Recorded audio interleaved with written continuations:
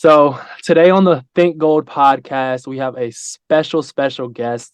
I think this is going to be one of the better episodes. We've had a lot of men on the podcast, but today we have none other than Jill Gorgas. She is a strong believer in God, a true, authentic human being, now a life coach and mentor, Hawaii living, surfing, newly wedded to Oh. one of my best friends. She just got married, guys, to one of my best friends, Hunter Gorgas. Welcome to the podcast, Yep. Jill. Thanks, Ivory. Thanks for having me. Jill, I don't know. Did you legally change your last name, or is it? I felt I weird. I'm not gonna did. lie. I felt weird saying Gorgas, Jill I know, Gorgas. it's so strange. It hasn't hit me. I keep asking married couples, I'm like, when does it hit that you have a new Yeah, last name? And maybe it never will. I don't know, but it is legal. yeah.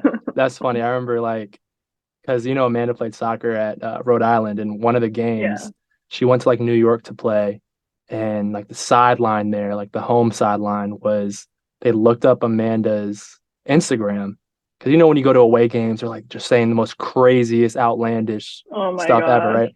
They looked up her Instagram and saw that I was her boyfriend, and they're like, "What type of last name is Frimpong? Do you really Are want the you last name serious? Frimpong?" And I was just like, That I'm is not even so gonna lie. My funny. last name is. I was like, I'm not gonna lie. I don't blame you if you don't want my last name. She was like, Oh my stop gosh. it. Stop it. Yeah. I went back and forth, and I'm really happy I took Hunter's last name. And also, people mistake it for gorgeous, so I'll take Hmm. it. We'll take that. We'll take Yeah. that. So, like I alluded to earlier, the reason I have Jill on the podcast today is because at the end of the day, she is someone who is thinking gold. What is thinking gold? We all heard that, but truly, to me, it means she's just continuing to strive for the best version of herself, and she's taking the steps to truly be, who God had envisioned her to be. And I think that's what's most important. And I think we're never there yet, right? We're never just there, but it's a journey. And I For think, sure. I want to talk about that journey with you. And, now you starting morning moon coaching, and you're getting into so many different things. And now you're in Hawaii, you just got married. It's I can see the impact God is having on your life. And I want to just expound on that. Mm. So first and Yeah. foremost, broad question, Jill. I'm just going to ask Okay. it. How has God impacted your life from just an overall standpoint? Huge question. Let's see. I would say, was thinking about this question, and I think the biggest thing that came to mind was freedom. The Lord has impacted every area of my life, my relationships, my family, my career, my personality, even. But I think the biggest thing He's done for me has been to set me free, set me free from shame, from fear, from so many things that I've dealt with. And just I feel like I'm to be able to walk in the freedom that the Lord has given me is amazing. I feel like you'll never be the same when you experience this type of freedom. Hmm. And so, yeah, I think that would be the biggest way that He has impacted my life for sure. I'm sure some of that freedom feels a little better in Hawaii too, right? Oh, yeah.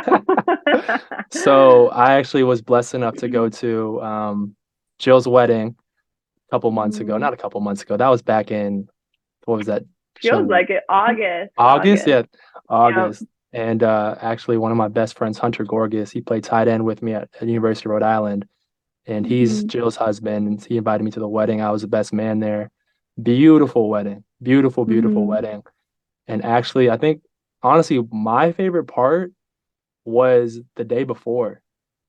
Really? That was one of my favorite parts. Yeah, it was the day before Oh my because gosh. everybody was gathered together and everybody had a moment just to say something that, Mm. say how they felt about you guys and say, what you meant to them. And I think all your friends just had, it was like God was at tipping point. They were like, basically, before I met Jill, I was this, and then I met Jill and I was like, we were just like one, and she just helped me become a Yeah. better being. It was like everybody was saying that you helped them become a better human being. And so fast forward today, right? Now you're married and you're living in Hawaii, right? Mm-hmm. And I kind of want to touch on that. Like Yeah. you grew up in Massachusetts, right? Yeah. Up north, and now you're in Hawaii. Like, talk to me through. It's far. So when we were, I don't even know if we were engaged yet. I think we were already engaged and deciding like what do we want once we get married. And I wanted to just start somewhere fresh. And we talked about it, and Hunter was on the same page. Like, what if we moved somewhere and just literally started over together? And I feel like for some, we got some advice that was like, don't do it. Like, don't leave community. But Hmm, also, other advice was like, do it. Like, move away. Like, do it while you have nothing kind of holding you down in a way. And so we talked, and he has a second cousin on the Big Island, which is where we originally moved to. And we kind of just talked to them and we prayed about it. And we were like, let's freaking go to Hawaii for a year, however long. And so we did it, and we got there. And so we were working on their coffee farm. oh my And let's goodness. just say we found out the Lord is not calling us to farming. So we got out of there real quick, and we moved to Oahu, which is where we are now, on Honolulu, which is super beautiful. The weather, I'm like, bro, it's crazy. I'm jealous. And we both hate winter, so just like kind of aligned. We love the beach, but it's definitely challenging being super far away from family. Yeah, I was gonna say, I mean, leaving everything that you're comfortable with, was the Mm-hmm. mindset going to Hawaii? Obviously, it's a beautiful place. Was it like we're gonna try to do this on our own? Was there some type of what was like was there a mindset goal that you guys had of like, hey, we're gonna go out Mm-hmm. there and we're gonna become this, or try to do this, or was it like more so just not really putting too much thought into it and just leaving? I think it was more of like an adventure mindset. Like we just got married. We don't necessarily love Massachusetts. We love our family, but we we kind of thought like, why not? And I've always had some sort of draw to Hawaii. Hmm. And I think like when Hunter was the one that brought that up, I was like, what the heck? Like, let's do it. So honestly, there wasn't tons of thought. Like we did pray about it and we felt a lot of peace about it, but it wasn't like this very calculated or like no formula. We're like, let's do it. And Hmm. so we did it. So And how'd you now we're guys here. know? How'd you guys know the coffee farm wasn't for you? Like, what was that like? I can't even. First of all, you said Bruh. Hunter's second cousin. I don't know why I picture like a big like Moana dude. Like No. Hunter, come on. No, so it's his mom's first cousin. Her name's Marisa, and she lives there with her husband and their kids. And they moved there. So they're from the mainland and they moved here like a couple years ago now and Hmm. bought like this land that has the coffee farm on it. So basically it was me and Hunter with our like this strap that had a big bucket and we were out in the fields like picking coffee beans Oh my goodness. all day. And it's hard work. Like I think we definitely romanticized like, oh my God, we're gonna be in Hawaii on a farm, like whatever. And it was so beautiful. We were on a volcano. Oh my Lord. And there were like every fruit tree you could imagine. Like it was paradise. But it was definitely very hard work and just some logistical things um, weren't working out. So we were like, we came to Oahu for a weekend and we're like, what if, and we just kind of worked it out with Hunter's job and it all happened. What is one piece of advice you'd give to somebody traveling, with their significant other to a new place, right? Maybe it's Ooh, out of the country, maybe it's just out of the state. Like, what are a couple things that yeah. that you should know going into that, and then while you're there?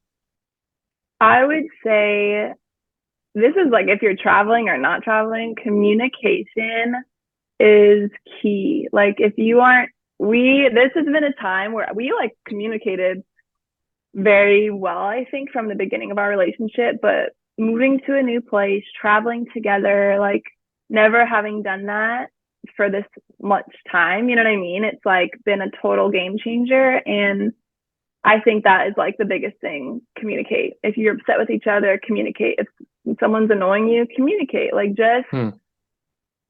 talk through everything because that is how we have grown and we have discovered so much about each other. And yeah, it can be hard, like especially leaving family, getting married, moving right away, like a completely new place, you know no one. It's Yeah. like you only have each other. So that's been a really cool thing that I think has brought Hunter and I really close.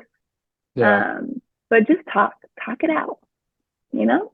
No, that communication is key to every relationship, and I think For that's sure. it's probably way more important, especially when you moving out of the country too. For sure. So I want to jump into morning moon coaching, right? Okay. Um, but before I do that, I kind of want to touch on one last point here because I know I don't want to gloss over the fact of just how special your and Hunter's relationship is, right? Mm. I got to witness Hunter being baptized. Hunter came on the podcast. Hunter, for you guys listening to, for you guys listening, Hunter's long-haired, musical playing, spiritually filled, free. He's just a free soul, free spirit. And Jill, you just compliment him so well. And I know you guys are Mm. both strong believers in God and have strong faith. How has faith played a role in your relationship with Hunter? And I want to touch on that Mm. just for, even in my relationship or, people who are in relationships, like how they incorporate faith in their relationship, I think is important. Mm. So how has that faith played a role in your relationship? That's huge. I think if you know me well, you know that I've never had a boyfriend before Hunter. So I wasn't like too serious. I've always just been like lighthearted and easygoing and was never necessarily like searching too hard for my person.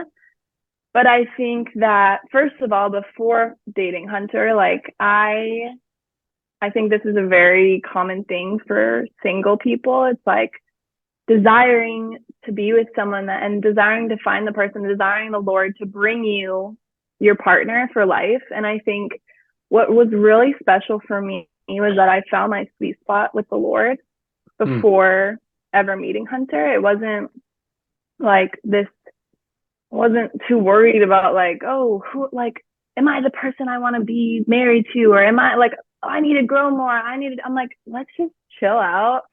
And I just found my sweet spot with the Lord and just really learned how to rely and lean on him. And I think doing that, and when I met Hunter, I was in such a place where it was just so natural.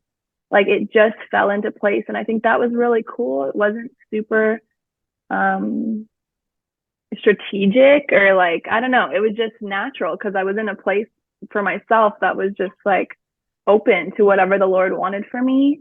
Hmm. And of course, it works different for everyone, but I don't know. That was a really special thing. And I think that I am super proud of myself for finding that sweet spot before I met him. And that even set me up better to be with him. Of like, I think it's easy in relationships to become fully dependent on your person and Hmm. really like they won't satisfy. Like our Hunter can't bring me joy. Like he can make me happy, you know what I mean? Or he can help me in life and he does so much, but I think really like we have to be fully dependent on God and he has to be our source of joy and our source of where we lean on if we're financially lacking or if we're Hmm. scared or like you know what I mean. And of course that person, and eventually if you get married you become one and it's like you're doing that journey together. But sometimes I feel like we expect too much out of our significant other when really we should go to God. Hmm. That's wisdom right there. That is wisdom. Wow. That is speaking to me right there. I think that's an amazing Mm. point. And I think almost too is like you got to have that love for yourself and that foundation within Mm-hmm. yourself, right? I always say, I think I saw it with this might be a bad example, but I remember Will Smith and Jada Smith were talking about like they're not responsible for each other's happiness. Like Will Mm-hmm. Smith he's happy, Jada Smith, she's individually happy. Then they come together and they just share that happiness with each other, right? Mm. And it's not so much as like you need someone to light your candle, right? It's more so, Right. you guys are both lit and you guys come together to have a bigger flame. And I Yep. think, I think we can, it's definitely easier said than done because a lot of For sure. times there's so many times where you look for that person for that flame, right? And Mm-hmm. uh and I think you just got to remind yourself of, I have it. without needing anything external. And I think you Mm, touched on that. Um, but yeah, going into morning moon coaching now, right? mhm, And like I said, what I want to do here with Think Gold is like I want to promote people and I want to give people a platform. And I think morning moon mhm, coaching is truly beautiful. And mhm, one thing that I want to say, Jill, is I want to say I had Think Gold in my mind when I was sophomore in college, right? And I was shooting out the gate. I was fire. I was so passionate about it, so excited.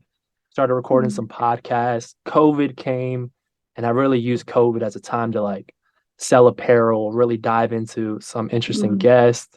And then after COVID, I went back to college, and it was like kind of died down a little bit. It was like the more time mhm, I spent away from Thank Gold, that passion kind of dissipated, right? But it mhm, was still always there. It was like, come back to me, come back to me. mhm, And I came back to it. And one thing that I see as I see people from all walks of life is that people are always going to have that passion, right? And it's always going to be there, but sometimes that light it kind of dimmers down, right? And if you mhm, choose not to feed it, it just goes away, right? And I mhm, think morning moon coaching, if you feed it and water it, it can be really amazing. It can be truly mhm. amazing. So I would just Thank say you. keep it going, don't stop. Yeah. So now we're going to go into why jump into life coaching? Why now?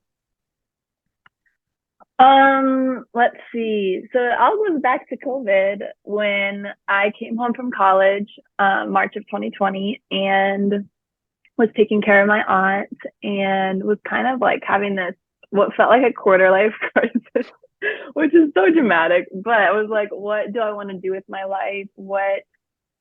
Like what am I doing? What am I going to build? What do I want for my future? And I was driving in the car one day and I remember praying and I felt like the Holy Spirit just reminded me of this memory when I was coached at this conference I was volunteering for one year.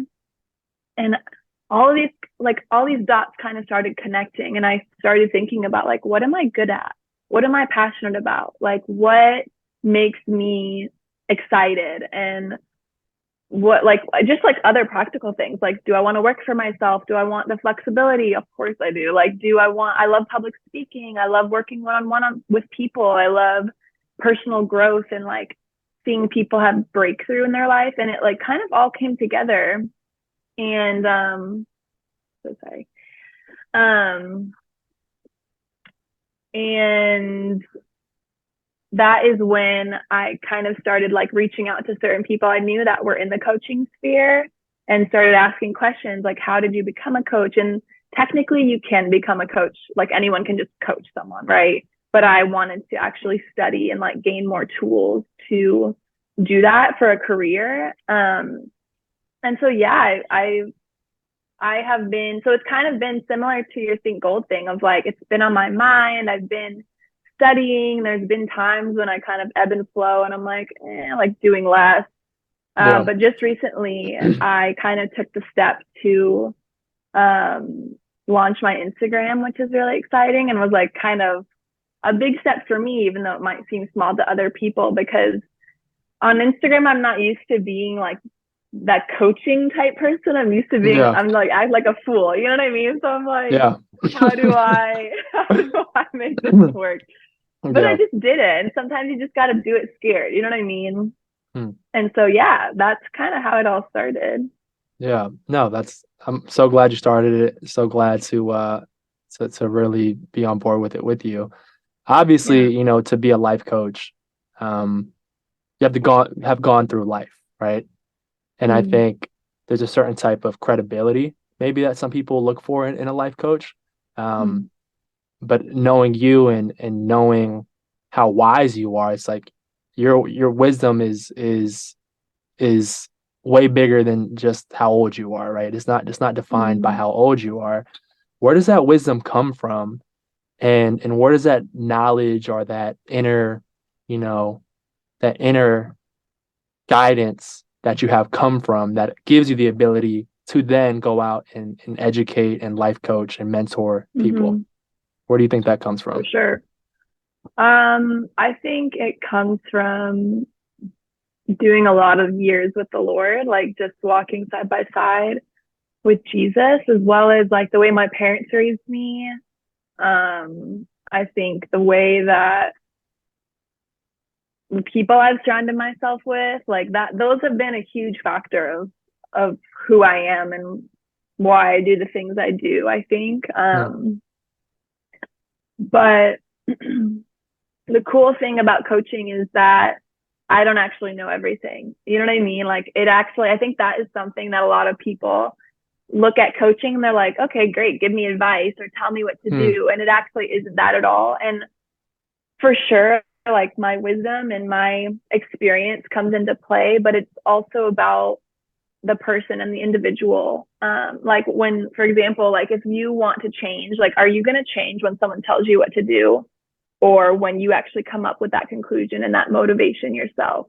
And so Hmm. as a coach, I'm actually helping people um, come up with their own conclusions and their own insights, which then is actually leads to way more change. You know what I Hmm. mean? No, yeah, I definitely hear you. I definitely hear you. It's almost like you're just showing people kind of what they know is true inside and just helping them dig deeper, right?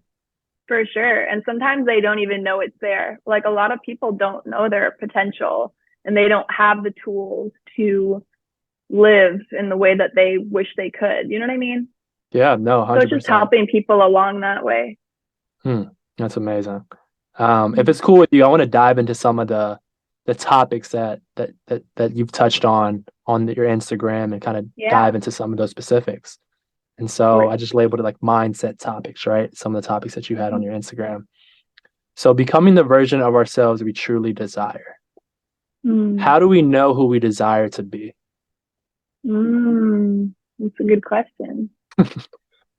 I think you kind of have to ask yourself some questions. Like, and it depends on, I think not everyone has that value of personal growth. Hmm. But if you do, you have to ask yourself, like, first of all, who am I? Like, what are my core values? What do I want to, or what am I doing with my life right now? Or am I being someone that someone else would look up to? Hmm. With like the way I'm living right now, like what am I going to be remembered for? And I feel like those some of those questions are like kind of what drives me in a way. Um, Those are hard to be questions to like, ask right yeah, there. right? They're Like, very oh tough my God, questions am to I ask. proud of myself? Like, am I proud of who I am? Yeah. Those are some serious questions. And I think a lot of us don't sit down and think about those. Like we just live our everyday life, moving on, years go by, and we're like, oh, what happened? Like, oh, time goes by so fast. You know what I mean? Hmm. But it's like, no, we can actually like sit down and think about who we want to be. And what is that? I guess that looks different for everyone. Like something that is a core value of mine is making people feel comfortable. Like I want to enter the room and make everyone feel like they can be themselves. You know what I Hmm. mean? Yeah. And I think it's not so necessarily that like we all have to sit down and think that through like, okay, how am I gonna like it's not a strategy, it's not a formula, it's just you being you. And I think everyone has those different strengths, right? Hmm. And so That's it really gold. depends on the person. Yeah. That's gold right there. That's gold. I know you were saying, touched on, sometimes I feel like life can just pass us by. And that was the next topic is Mm. sometimes it feels like life is just happening to us, right? Sometimes it feels like, days and days go by and you look back at those days and you say, was I really present in them? Was Mm. I truly being in the moment? Was I truly enjoying, like actually living? Or was I basically just dying? Was I basically just not just subconsciously Yeah. just coffee machine, coffee, car, radio, work, go home, Right. sleep, repeat? And Emotions. honest to God, that is my biggest fear is literally Mm. life passing me by and not like taking advantage of it, one, and then not being present and aware enough to realize how beautiful something like a tree is outside. So I know that's something you touched on, Jill. Mm-hmm. And I guess the question I would ask you is just any thoughts on that? And then how do we take control of our lives and be more Mm. present of what's going on? How do we stay present? Mm-hmm. That's such a good question. It's funny because I get into that same pattern sometimes of like I am constantly trying to stop myself from thinking about the future. And I'm not saying it's bad to think about the future, but like sometimes I feel like I'm living in the future. Like before coming to Hawaii, I'm like, all I can think about is Hawaii. And now I'm in Hawaii. I'm like, what's happening next year? I'm like, what's wrong with me? You know what I mean? I'm like, Yeah. relax, like just be present. And it is easier said than done. And one thing that has helped me so much is journaling. Like I find that there's so much in my mind that I don't even realize until I'm getting it out on paper. And I think that some people are actually uncomfortable with journaling. And they're uncomfortable talking about their emotions. They're uncomfortable like facing themselves, you know what I mean? Or facing what's actually inside, facing what pain they have, or facing what's happening right now. And I think journaling is such a good way to decompress and release what's built up and become aware of where we're at right now. Like that's something I have found that since I've been doing that, and I've been doing it on and off for a long time, but when I consistently journal, I just in general feel more present. And even last night, I remember I was like walking around and in our like apartment complex area outside, and I was just like looking around, like you said about the tree. Like I remember that moment we first got here and we first were like touring an apartment, and it was like our eyes had so much awe in them. And now Hmm. it's like people don't pick up their dogs poop, or people don't, you know, and it's like I looked Yeah. around and I was like, oh my gosh, like I felt that same sense of awe, which Yeah. was really cool. And I think we can ask the Holy Spirit to help us with that too. Like, Holy Spirit, make me aware. And even in the mornings, like that's a really cool thing to start doing in the mornings. Like, Holy Spirit, help me be present today. Hmm. Because when we're weak, he is strong. You know what I mean? Like we Amen. can access what he has for us. I think sometimes we Amen. forget, like, oh yeah, we have the Holy Spirit and he can Hmm. remind us. And sometimes it sounds like our own mind or our own thoughts, but it's actually the Holy Spirit being like, hey, look at that tree. Like, oh, hey, look at that person I put in your life. Like, Amen. you know what I mean? Reminding us No, of where yeah. we are. No, 100%. I feel like it's that intentionality too, right? Of like Mm-hmm. just saying to yourself, today I'm going to be present. Yeah. Today I'm going to do this. And I think I think what you said is true. And even, saying those prayers in the morning time and truly getting your thoughts out on paper, I think is key. Mm-hmm. Journaling is tedious. Sometimes, you don't want to do it, but I guarantee you when you For start sure. doing it, it starts making sense and you feel 10 times better. And you don't have to do a full on like journal entry like an hour, just for five Yeah. minutes, write something Yeah. down and see where it goes.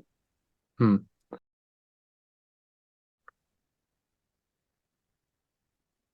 They're all mindset topics. We're talking about mindset topics. Um, Becoming the best version of ourselves. How do we know who we truly desire? Sometimes it feels like life is just passing by. How do we overcome that?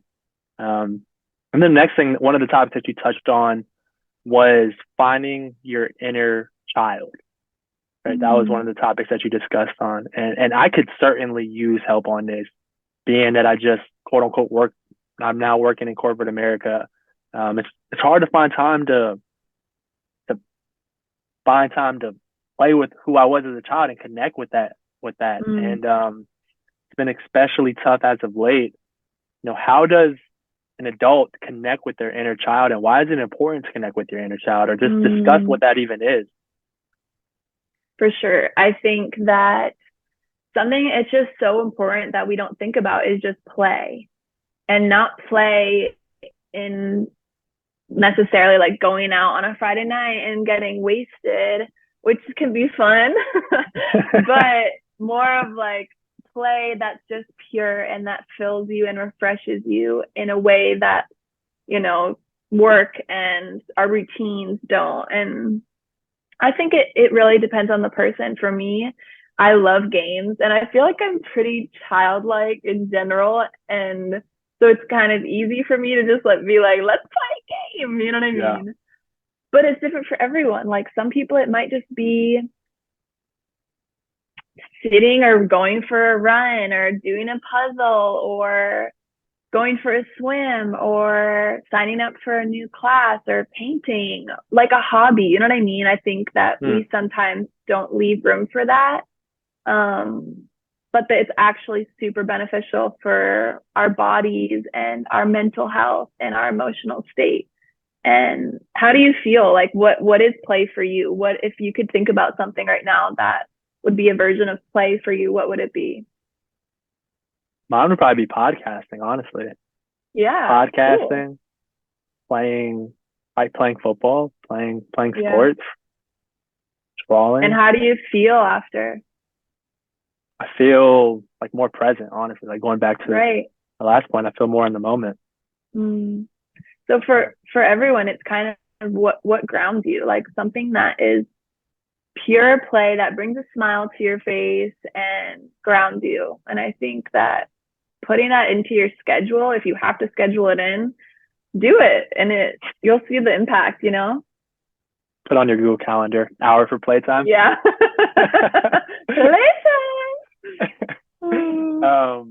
Okay, tips for overcoming negative emotions.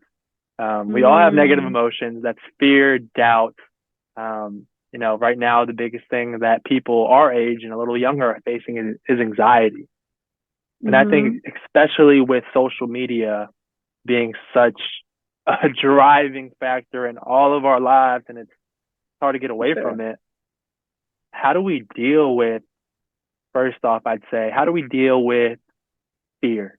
Let's go with fear first. And not how do we deal with fear? How do you deal with fear, Jill? I'm sure you felt some fear going to Hawaii. Oh, yeah. Hawaii. Well, before I answer that question, can I just say something else? Yeah, of course. So one thing I learned from my counselor, which really changed the game for me when it came to negative emotion, was that there actually aren't negative emotions. Like when we put emotions in a category like that, we don't need to do that. So for me, I love being joyful. And there was a season where I was feeling a lot of sadness and I was in denial. I was like, why do I feel this way? I was not okay with this. And I remember like talking to my counselor about it, and she was like, the truth is, like, all emotions are normal. There's not a positive or a negative. There are emotions that we liked feeling, like we like to feel more often, but life has ebbs and flows, and it's not actually natural to always be happy.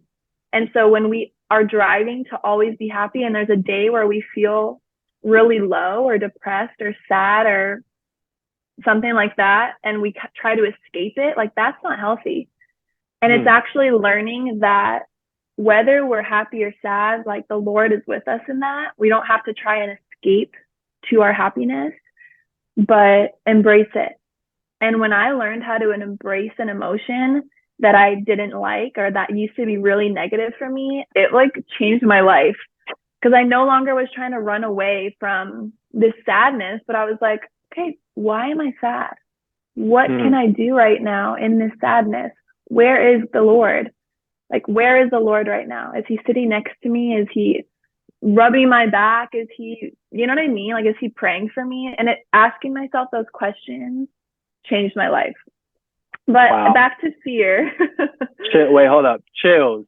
That was profound. That's what I was saying. Profound. Wow. Yeah. That is so true, because you feel like, oh, why do I feel like this? You get in there like, whoa, why do I feel like this? Why is my mind doing this? Oh, and you start beating yourself up instead of being like, hey, like, it's okay to feel like this. It's part of the process. It's normal. And then that makes total sense to me. It makes total sense to me. Yeah. There's just this powerful thing when you learn how to embrace an emotion that you're not used to or that makes you uncomfortable. And I think that is game changing. And for some people, it's affection. Like, some people get really uncomfortable with affection, right? Or they get really uncomfortable with anger or anything, you know? And it's like asking those questions, not just like letting that emotion take over, but sitting down, maybe being alone and asking those questions of like, why do I feel this way?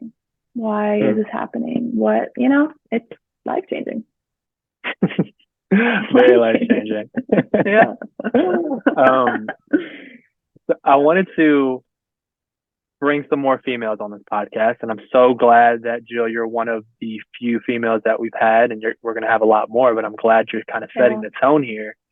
Um, things that there's a lot of things that I can't speak about, not just about females, but just in general. But I do want to touch on something, being that I have two little sisters, a lot of women in Mm. my family. But my two sisters are in high school, and they're on social media all the time, right? The impact, there's been studies, the impact that social media is having on women, specifically teenage women, Mhm. right? And I think there's like this overshadowing cloud effect of anxiety. I'm sure it's paired with the fact that, there's filters and everybody on Instagram looks so beautiful and they look like, made up characters, and Yeah, everybody's just now trying to emulate that, right? for How sure. have you dealt with that, Jill? Being, a woman and, obviously you have social media. How do you deal with that?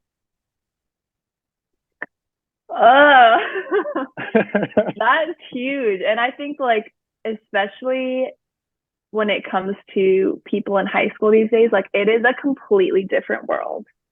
And we're in our early 20s. So the fact that it's a completely different world from when we were in high school is crazy, like how fast it changes.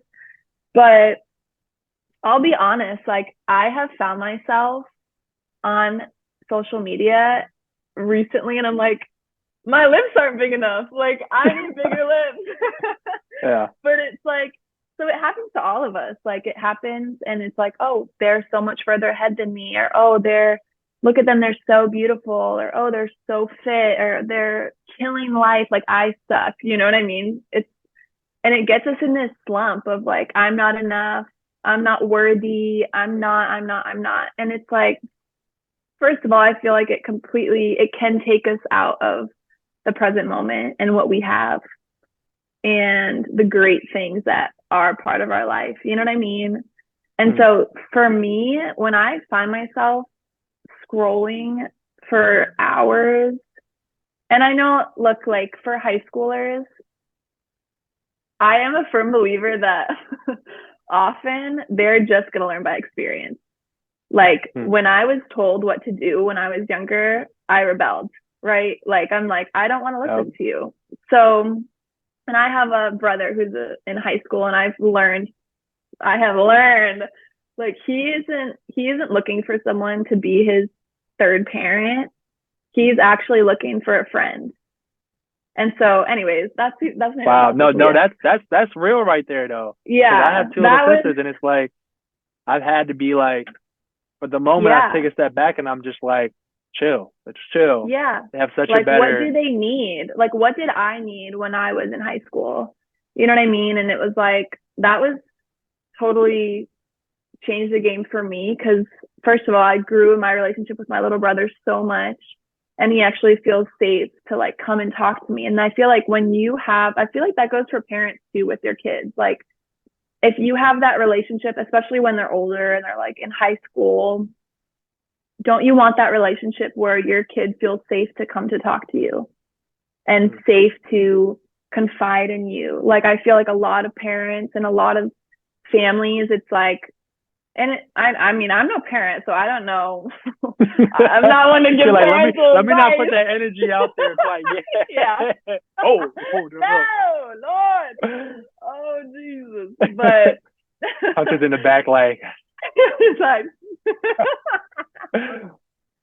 oh my gosh. But maybe she married three. But anyways, no, but I think for me personally, like what has helped me is to delete the app. And honestly, if it's for a day, like if it's just for a day or if it's for a week, like I like to try and challenge myself. So I'll delete the apps, which I also learned that if you delete TikTok, it deletes your draft. So I can't do that.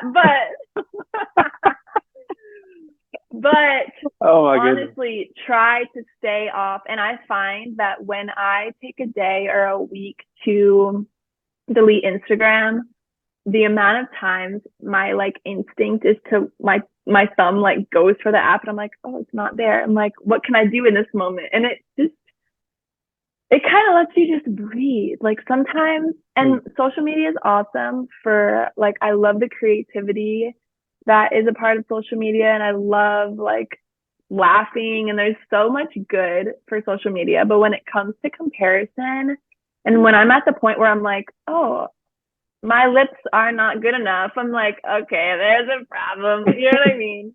Yeah. Um, and so of course it's just kind of feeling it out and realizing like, okay, I think it takes like some sort of awareness to realize like, oh, is this actually good for my mental health right now? No. Okay, what am I going to do about it? And a lot of people don't go through those questions and they're like, is this good for my mental health? No, whatever. I'll keep doing it. You know what I mean? Or like, whatever. Like, Yeah. and so I think that first thing is kind of wanting. Like, do I want to feel this way? Do I want to feel better? Do I want to feel present? Like, what am I grateful for in my own life, Oh, amen. Yeah, that's a great point, Joe. I almost feel like too is it's like being a punching bag, right? And it's like, when are you gonna determine that kind of enough's enough, or like Right. when are you gonna stop beating yourself up, right? And it's some people choose to tap out and get out the ring, and others choose to stay in there and keep, taking those punches. And I feel like you got to get to that point where it's like enough is enough. I'm done comparing. I love myself. I'm beautiful. I'm beautiful. I'm beautiful. And I think it's doing that repetitively until you start to actually believe what you're saying is true. But And going I think back a big to that part. point, Oh, sorry. go ahead, Joe. No, go ahead. It's like who are you surrounding yourself with?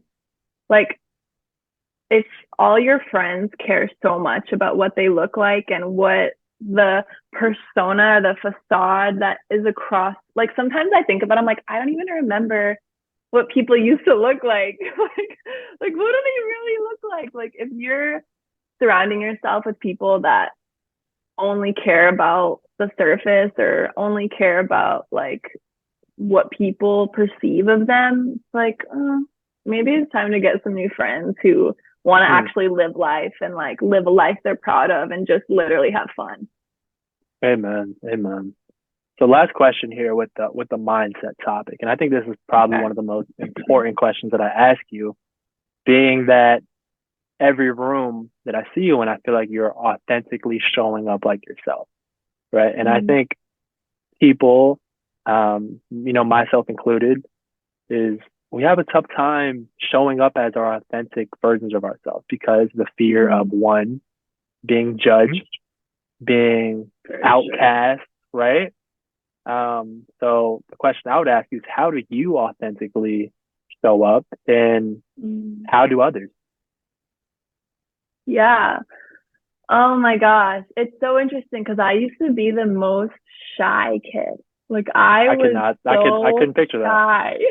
No, I feel like people think of me sometimes, they're like, she was the one jumping off the walls, which maybe sometimes, but I was so shy in public, and I really had to have this like breaking out of my shell moment. And I think that helped me realize like that people like me. Like, oh, people actually like who I really am. Oh, that's who they actually want me to be. And it's not so much about them, it's more about me, but realizing like the fear of being ourselves is only taking away from everyone. And if we were our true self, like, I think it's kind of this mindset shift of like, who do people actually want? And the right people. Like, if wrong people are around you and they're not supporting who you are, and that's not right. You know what I mean? Like, get them out of here. But the right people will support you and love you for exactly who you are. And they'll be verbal about it. So it's like, you'll know when you're supported and you'll know when you're not. And I think my moment was in,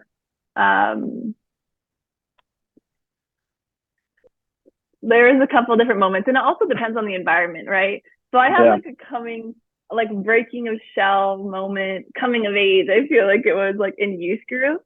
And then I had my moment in high school where like my shell broke off, and it was in drama class, and it was like I was on stage in tons of front of people, and I had this moment where it was just like something about like the lights and like you can't see anyone, where it's like, okay, let me just be stupid, which I love doing. And everyone started Yeah. laughing, and I was like,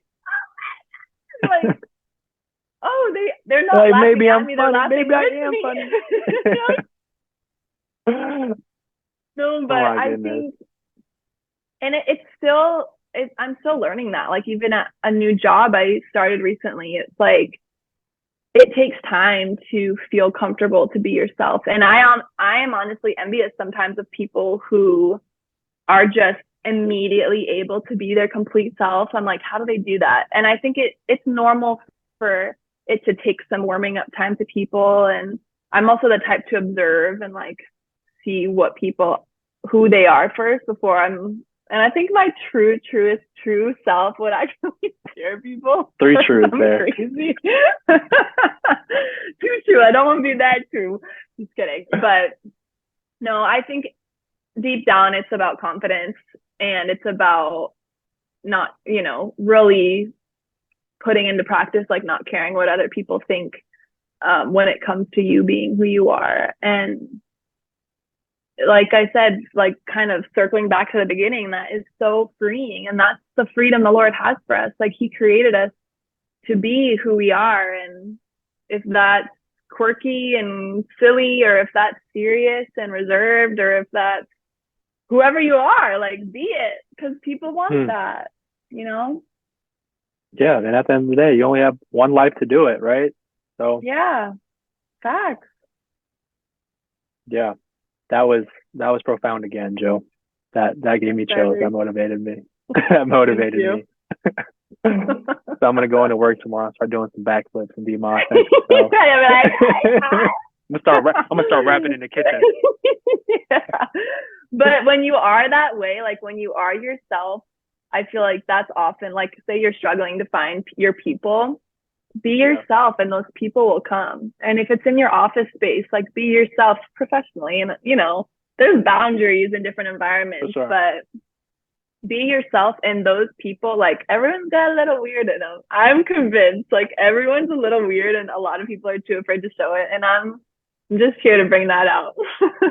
That's amazing. That's amazing. Yeah. Jill, I interviewed someone last week on the podcast, and it's a completely different type of episode. We're talking about real estate and building wealth through real estate. And, he played in the NFL, and I asked him, why real estate? And he said, well, I want to pass down something to my family. Being from Trinidad, my family really didn't grow up with much, and I want to leave a legacy. He said, I want to be the Rockefeller of my family, where, there was just one Rockefeller, and now there's a ton of them, and they're multi-billionaire, whatever.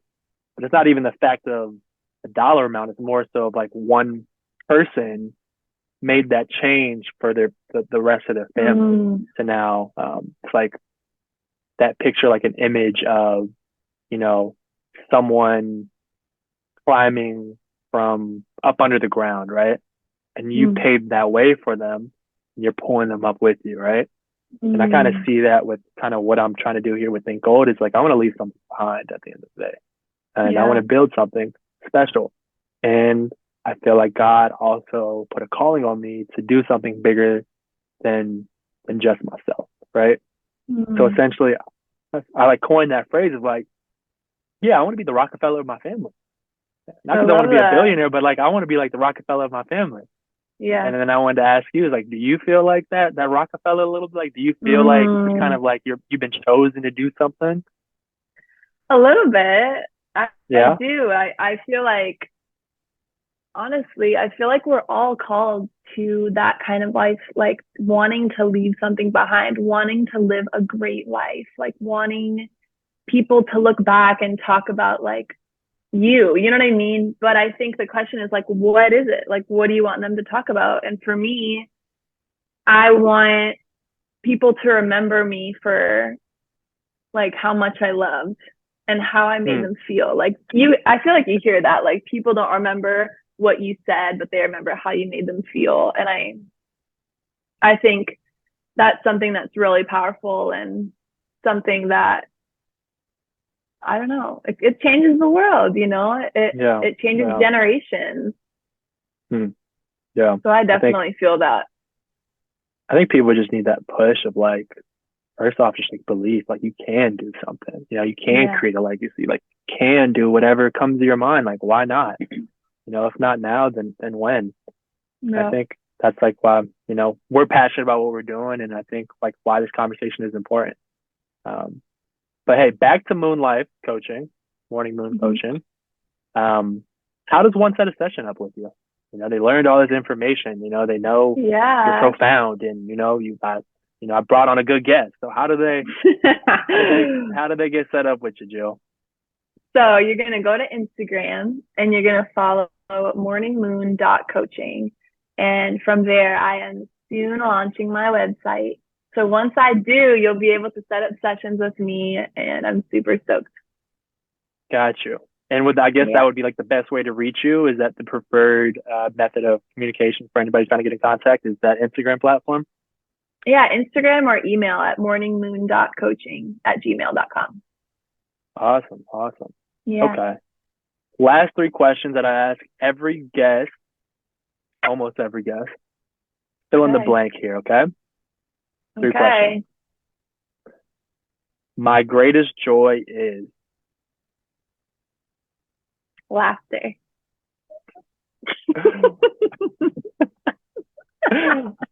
our greatest battle is. Fear. Hmm, the world needs. Love. Amen. Amen. Amen. That's how we end it right there. That was a great podcast. That's how we end it right there. Jill, I appreciate you coming on the podcast. Of God course. bless you. And this was truly, truly, truly amazing. Yeah, thank you so much, Ivory. So fun.